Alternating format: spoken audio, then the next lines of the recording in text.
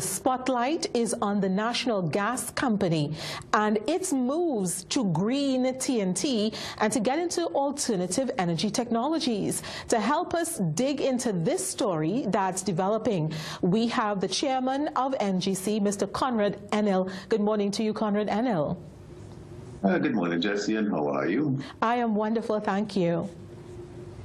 Thanks. I'm sure that you folks at NGC are excited with all of the new initiatives that you've embarked upon in terms of moving into alternative energy technologies and green technologies. Can we talk about that for a minute? Yeah, we can, but let me context it so that there is no doubt as to the reason for doing this. When we looked at the global market analysis, that is to say what is happening globally with our industry, we saw a couple of things. We saw that the industry was moving from being production-driven, which it was for many, many years, to market-driven. We see where it was moving from fossil fuel energy, which is where Trinidad and Tobago is, to clean energy, renewables, and energy efficiency over the foreseeable future.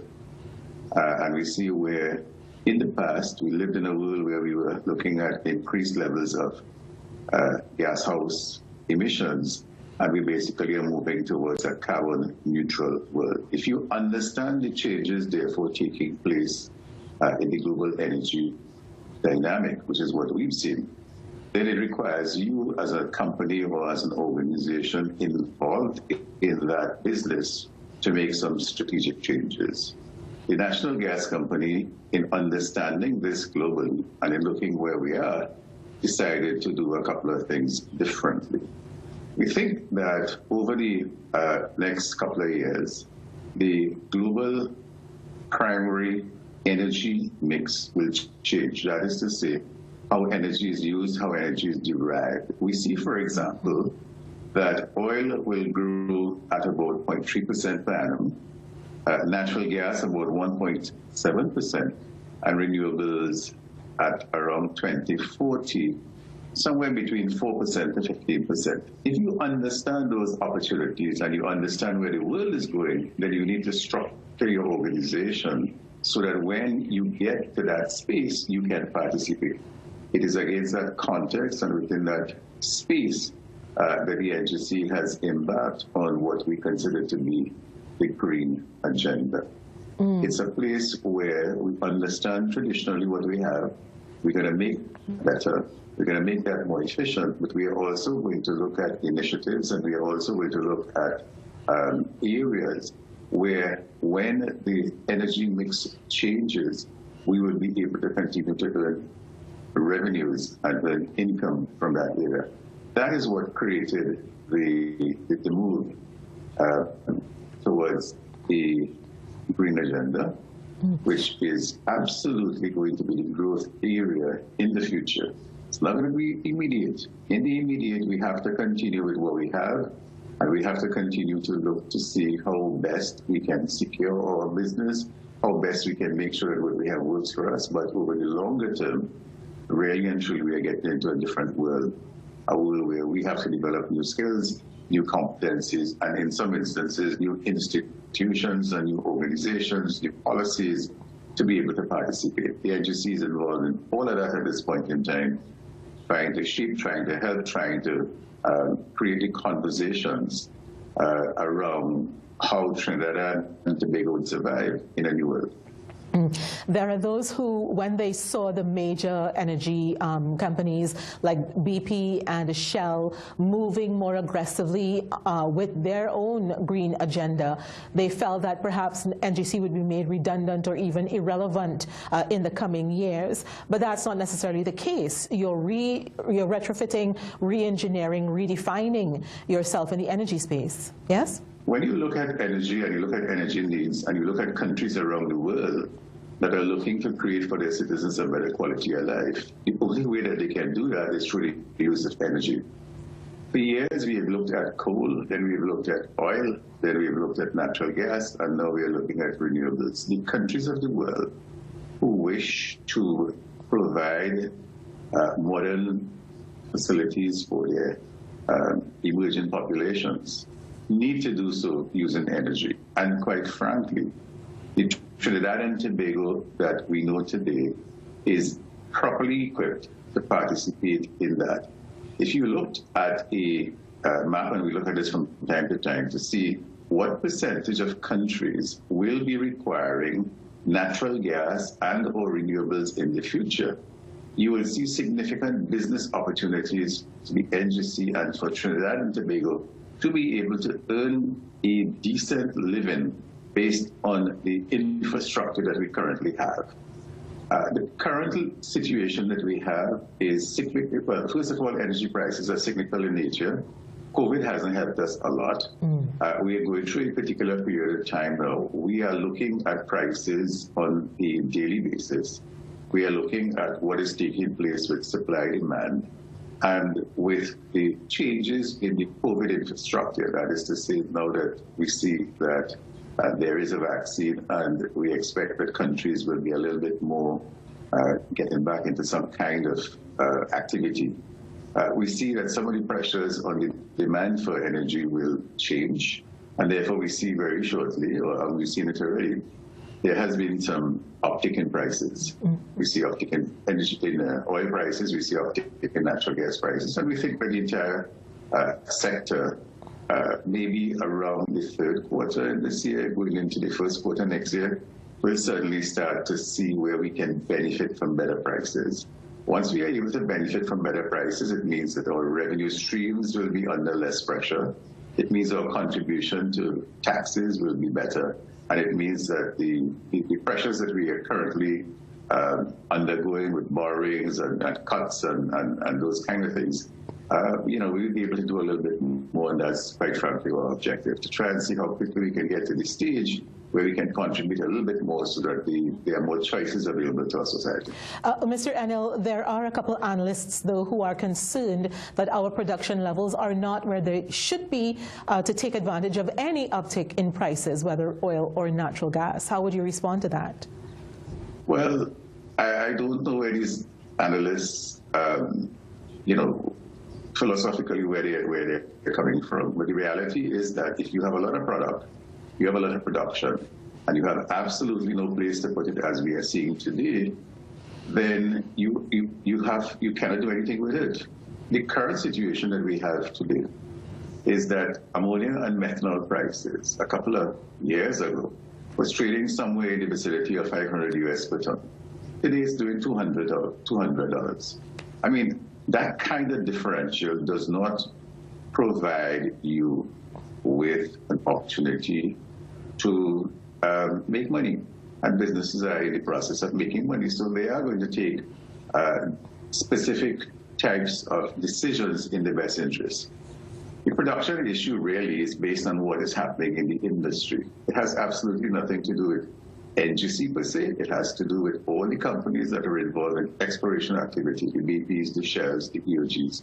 They produce, and they produce for a downstream sector or for an export center. The NGC simply provides the exporters and the downstreamers with that gas from those who are involved in the production. So the production issue, if people believe that there's a capacity issue, maybe there is, but that has to do with the competitive cost of business in Trinidad and Tobago versus other jurisdictions. There are other jurisdictions that have a better pricing structure, but in Trinidad and Tobago, there are some things that we have. We have proximity to market, we have an intelligent workforce, we have a good legal system, and we have an infrastructure that is dependable. Those are things that people would absolutely invest in. Insofar as production is concerned, when we look at our production profile, we see that there are things that we will do, there are things that we can do, there are things that we are currently working on, there are investments that we are making, and we think that by 2022, 2024, within that frame, that production issue will be a non-issue. In fact, we may have to be looking for ways in which we can use the gas that we are producing. Therefore, yes, it may be correct that in the short term we have an issue. We have a plan for it. We have a program for it, and we are working very, very diligently to ensure that we don't find ourselves in that situation in 2 years' time. I want to go back to the green agenda. Is hydrogen the new energy fuel of the future? There is a lot of discussion around hydrogen and what hydrogen will mean, similar to what natural gas would have meant when we were dealing with oil. For our part, we have partnered with those who are involved in that business, and we expect to learn the business as we go on. We expect that if there are any opportunities inside that area, we will be able to participate in it. We will be able to bring it to the market, and therefore we're very much involved in that agenda. Yes, there has been a lot of discussions on it. The issue at this point in time has been price and whether or not you can get it to be competitive. There are some technologies that we're looking at. We're still in the research stages, but yes, there are private sector interests who believe that this is the wave of the future. They are investing in it, and we are right there with them, understanding it and making sure that Trinidad and Tobago participates from a national gas point of view. Trinidad and Tobago is located about 11 degrees from the equator, and some would say, well, it's a no-brainer. We're in the tropics, we get sunshine 24/7. How is it that we've never fully exploited or explored solar energy? Are we coming to the party too late, do you think? Because I know NGC has interests in this area, as evidenced by your solar-powered gas station in Presal. The evolution of this conversation around solar has to be looked at in the context of what is currently available. Solar is used to power equipment, to run things. We do that right now through electricity. But nobody in Trinidad and Tobago pays the real cost for electricity. The NGC subsidize the price of gas, and this is an issue that has been in the public domain. TNTEC doesn't pay NGC, so NGC basically provides gas to Trinidad and Tobago free. In those circumstances, it is very difficult to take a product that is fairly free and compete commercially with a product that you have to pay for. If you have to develop a solar industry, as they've done in other countries, it will mean that you have to bring private sector investors together, and the market will have to be able to pay for the product. Those conditions do not now exist in Trinidad and Tobago. However, we recognize that going forward, the construct that we are currently involved in now cannot continue.